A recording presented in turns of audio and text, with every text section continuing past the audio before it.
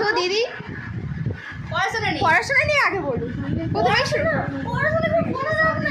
পড়াশোনা করলেই পরীক্ষা দিতে হবে, পরীক্ষা দিলেই ফেল করতে হবে, ফেল করলেই ঘর থেকে তাই পড়াশোনা।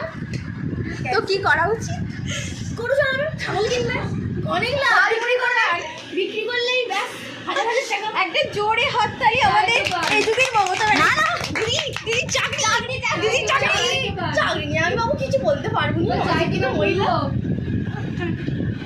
আর কিছু আসছে। না না না দিদি চাঁদে কে গেল আগে বলুন। সরি সূর্য থেকে কে গেছিল বলুন। ওপরটা এত দেখতে পাচ্ছি না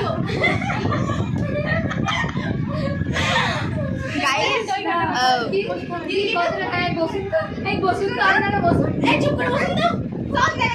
সব জায়গাতেই লোকগুলো গন্ডগোল করে। দিদি দিদি বলুন সূর্যতে গিয়ে আপনার কেমন লেগেছে?